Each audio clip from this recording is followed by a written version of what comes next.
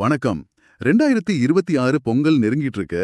அதோட தமிழ்நாடு அரசோட அந்த பிரம்மாண்டமான பொங்கல் பரிசு திட்டம் பத்தின பேச்சும் சூடு பிடிச்சிருக்கு. ஆமா, இப்போ எல்லா இடத்துலயும் அதுதான் பேச்சு. இந்த முறை என்ன கொடுக்க போறாங்க, யாருக்கெல்லாம் கிடைக்கும், அப்புறம் எப்படி இதெல்லாம் செயல்படுத்த போறாங்க, நீங்க பகிர்ந்துகிட்ட தகவல்களை வச்சு இத பத்தி ஆழமா அலசி பார்க்கலாம். நிச்சயமா, இது வெறும் ஒரு பரிசு பொருள் அறிவிப்பு இல்ல.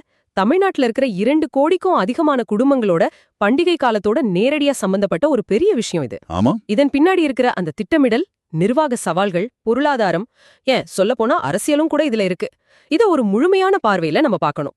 சரி. அப்போ முதல் படியிலிருந்தே ஆரம்பிக்கலாம். இவ்வளவு பெரிய திட்டத்தை செயல்படுத்துறதுக்கான அடித்தளம் எப்படி போட்டிருக்காங்க? டோக்கன் விநியோகம், அத பத்தி பேசலாமே. ஆமா, கூட்டுறவு சங்கங்களின் பதிவாளர் நந்தகுமார் ஒரு சுற்றறிக்கை அனுப்பியிருக்காரு. உங்க குறிப்புகள் சொல்லுது. அதுல ஜனவரி 2ஆம் தேதிக்குள்ள டோக்கன்லாம் தயாரா இருக்கணும்னு சொல்லிருக்காமே. ஆமா, அந்த தேதி ரொம்ப முக்கியம். பண்டிகைக்கு முன்னாடியே பொருட்கள் மக்களை சேரணும்னா அதுதான் முதல் படி.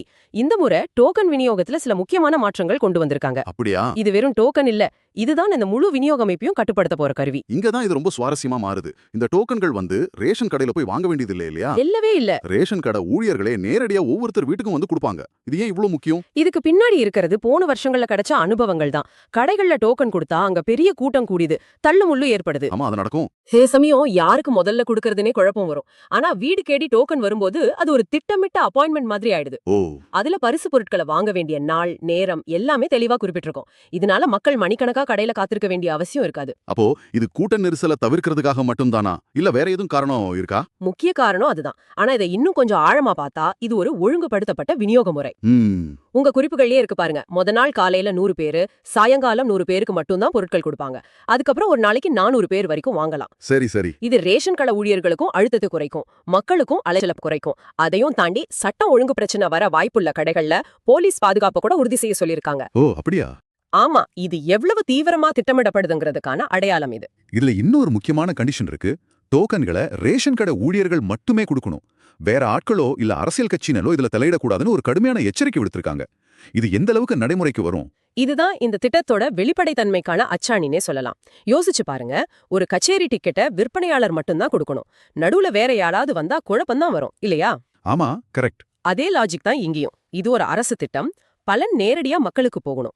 நடுவுல எந்த அரசியல் குறுக்கீடும் இருந்து நாங்க தான் இதை பெற்று தந்தோம்னு யாரும் உரிமை கொண்டாடக்கூடாது. அதை உறுதி செய்யறதுக்கான ஒரு முயற்சி தான் இது. புரியுது. அதனாலதான் 1500 குடும்ப அட்டைகளுக்கு மேல இருக்கிற கடைகள்ல கூடுதல் ஆட்களை நியமிக்க சொன்னதும். நீங்க சொல்றது சரிதான். ஆனா ஒரு நாளைக்கு 400 பேருங்கிறது நடைமுறையில சாத்தியமா? ஒரு கடையில 2000 அட்டைதாரர்கள் இருந்தா கொடுத்து முடிக்க 5 நாள் ஆகுமே. அது ஒரு நல்ல கேள்வி. பண்டிகைக்கு 1-2 நாள் முன்னாடி தான் ஒருத்தருக்கு டோக்கன் கிடைச்சா அவரால வாங்க முடியுமா? இந்த டைம் ஒரு அழுத்தத்தை உருவாக்காதா? இது ஒரு மிகச்சரியான கேள்வி. பேப்பர்ல இந்த திட்டம் ரொம்ப நல்லா தெரியுது. ஆனா நீங்க சொல்ற மாதிரி நடைமுறையில இது ஒரு பெரிய சவால். ஆமா, குறிப்பா நகர்ப்புறங்கள்ல இருக்கிற பெரிய கடைகள்ல இந்த 400ங்கிற எண்ணிக்கை பத்தாது. ஒருவேளை விடுமுறை நாட்கள்ல இந்த எண்ணிக்கையை அதிகப்படுத்தலாம், இல்லனா கூடுதல் கவுண்டர்களை திறக்கலாம்.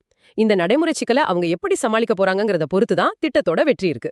ஆ டோக்கன் விநியோகத்திலேயே இவ்வளோ நுணுக்கங்கள் இருக்கு. சரி, இப்ப எல்லார் மனசுலயும் இருக்கிற அடுத்த கேள்விக்கு போவோம். தமிழ்நாட்டுல சுமார் 2.27 கோடி ரேஷன் அட்டைகள் இருக்கு. இவங்கள யாருக்கெல்லாம் இந்த பொங்கல் பரிசு கிடைக்கும்? இதுதான் திட்டத்தோட மையப்பகுதி. பயனாளிகளை துல்லியமா அடையாளம் காண்றது. உங்க குறிப்புகளின் படி பார்த்தா அரசு ஒரு பரந்த வலைய விரிச்சிருக்கு. அரிசி ரேஷன் அட்டை வச்சிருக்கிறவங்க கிட்டத்தட்ட எல்லாருமே இதுல அடங்குவாங்க. அது கொஞ்சம் விளக்க முடியுமா? இந்த PHH, PHAAY, NPHHன்னுலாம் சொல்றாங்களே, சாதாரண மக்களுக்கு இது எப்படி புரியும்? நிச்சயமா. சுருக்கமா சொல்லணும்னா, பொது விநியோக திட்டத்துல அரிசியை நம்பியிருக்கிற எல்லா குடும்பங்களும் இதுல வந்துடும். ஓ, சரி. PHPHங்கிறது முன்னுரிமை பயனாளிகள், அதாவது ரொம்ப வறுமை கோட்டுக்கு கீழ் இருக்கிறவங்க. NPHங்கிறது முன்னுரிமையற்ற பிரிவுல அரிசி வாங்குற மற்ற குடும்பங்கள். சோ நீங்க ரேஷன் கடையில அரிசி வாங்குற அட்டை வச்சிருந்தா உங்களுக்கு பரிசு உறப்பாக கிடைக்கும். அப்போ சர்க்கரை அட்டை வச்சிருக்கிறவங்களோட நிலைமை என்ன?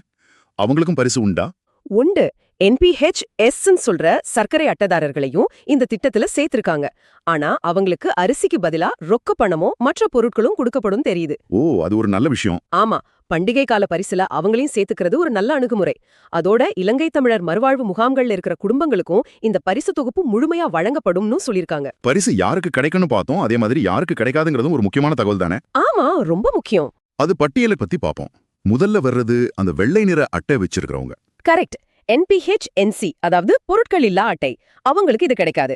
ஏன்னா அவங்க பொது விநியோக திட்டத்தை எந்த பொருளுக்காகவும் நம்பி இல்ல. அது வெறும் ஒரு அடையாள சான்றா மட்டும்தான் இருக்கு. அப்போ அவங்கள விளக்குறது நியாயம்தான். ஆமா.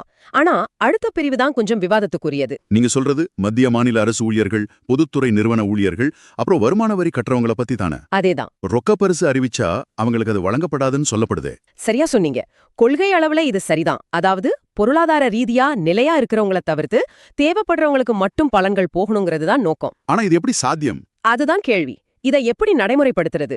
ஒரு ரேஷன் கடை ஊழியருக்கு அட்டை வாங்க வர்றவர் வருமான வரி கட்டுறாரா இல்லையான்னு எப்படி தெரியும்? ஆமா. இதுக்கு ஒரு பெரிய டேட்டா பேஸை இணைக்கணும். போன வருஷங்கள்ல இது மாதிரி முயற்சிகள் சில குழப்பங்களுக்கு வழிவகுத்திருக்கு. அதனால இந்த கண்டிஷன் அறிவிக்கப்பட்டாலும் அதை அமல்படுத்துறது ஒரு பெரிய சவாலா இருக்கும். கடைசியா ரொம்ப நாளா ரேஷன் கடையில எந்த பொருளும் வாங்காம அட்டை முடக்கப்பட்டிருந்தா அவங்களுக்கும் பரிசு கிடைக்காதுன்னு சொல்றாங்க. இது ஒரு நிர்வாக ரீதியான முடிவு. ஆக்டிவா இருக்கிற பயனாளிகளுக்கு மட்டுமே திட்டத்தோட பலன்கள் போகணுங்கிறதுல அரசு உறுதியா இருக்கு. இது தேவையில்லாம வளங்கள் வீணாகிறத தடுக்கும். சரி, இப்போ எல்லாரும் ஆவலா எதிர்பார்க்கிற பகுதிக்கு வருவோம். அந்த பரிசு பையில என்னதான் இருக்கும்? இதுதான் எல்லோரோட எதிர்பார்ப்போம். பண்டிகை காலத்தோட உண்மையான எதிர்பார்ப்பே அதுதானே. உங்க குறிப்புகள் படி சில விஷயங்கள் உறுதி செய்யப்பட்டிருக்கு. ஆமாம்.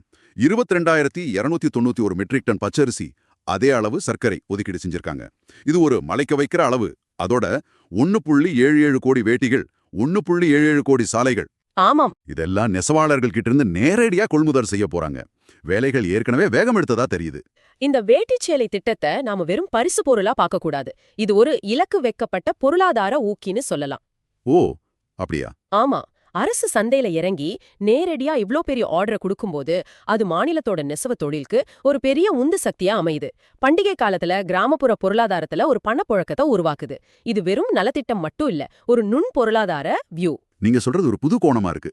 சரி, எல்லாத்தையும் விட இந்த முறை பெரிய விவாத பொருளா இருக்கிறது ரொக்க பரிசு தான். கரெக்ட்.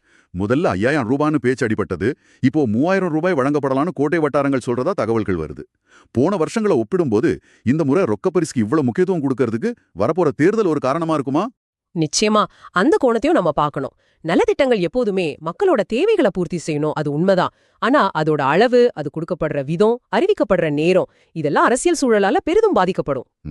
அரிசி, சர்க்கரை இதெல்லாம் அத்தியாவசிய தேவைகளை பூர்த்தி செய்யும். ஆனா ரொக்கப் பணம் அது மக்களோட கையில நேரடியா வாங்கும் சக்தியை கொடுக்குது. பண்டிகை காலத்துல வர்ற எதிர்பாராத செலவுகளை சமாளிக்க அது அவங்களுக்கு ஒரு சுதந்திரத்தை கொடுக்குது.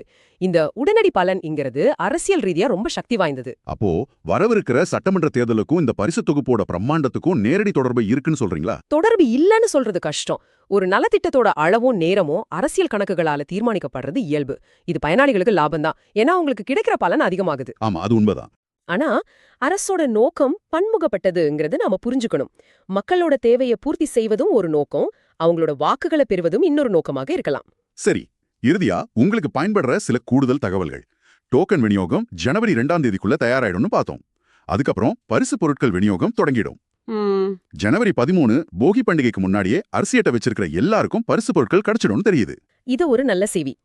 பண்டிகைக்கு முன்னாடியே பொருட்கள் கையில கிடைக்கிறது தான் அந்த திட்டத்தோட முழுமையான வெற்றியா கருதப்படும். அதுதான் அந்த பரிசோட நோக்கத்தையே நிறைவேற்றும். இன்னொரு முக்கியமான அறிவிப்பு இருக்கு. இது பொங்கல் பரிசு சம்பந்தமானது இல்லனாலும் இந்த நேரத்துல முக்கியமானது. சொல்லுங்க. புத்தாண்டு தினத்தை முன்னிட்டு டிசம்பர் 31, 2025 அப்புறம் ஜனவரி 1, 2026 இந்த 2 தேதிகள்லையும் அரசு கேபிள் நிறுவனம் நடத்துற சேவை மற்றும் ஆதார் மையங்கள் இயங்காது. ஓ. ஜனவரி 2ஆம் தேதியிலிருந்து அது வழக்கம் போல செயல்படும். இது ஒரு சாதாரண நிர்வாக அறிவிப்பு மாதிரி தெரிஞ்சாலும் விடுமுறை நாட்கள்ல இந்த சேவைகளை பயன்படுத்த திட்டமிட்டு இருக்கிறவங்களுக்கு இது ரொம்ப முக்கியமான தகவல். முன்கூட்டியே இதை தெரிஞ்சுக்கிறது அவங்க நேரத்தையும் அலைச்சலையும் மிச்சப்படுத்தும்.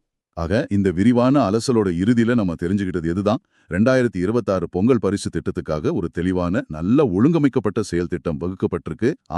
ஆனா காகிதத்துல இருக்கிற திட்டம் நடைமுறைக்கு வரும்பொழுது பல சவால்களை சந்திக்க வேண்டியிருக்கும். கரெக்ட். 2 கோடிக்கும் அதிகமான குடும்பங்களுக்கு வீடு தேடி டோக்கன் கொடுத்து கூட்ட நெரிசல் இல்லாம அரசியல் தலையீடுகள் இல்லாம பொருட்களை கொடுக்கறதுங்கிறது ஒரு மிகப்பெரிய நிர்வாக மற்றும் தளவாட சாதனை. ஆமா. இது வெற்றிகரமா செயல்படுத்தப்பட்டா அது அரசோட நிர்வாக திறனுக்கு ஒரு நல்ல உதாரணமா அமையும். ஆனா இதுல ஏதாவது சின்ன பிழை ஏற்பட்டாலும் அது மக்களோட பண்டிகை கால மனநிலைய பாதிக்கும். நிச்சயமா. இப்போ உங்களுக்காக ஒரு சிந்தனை.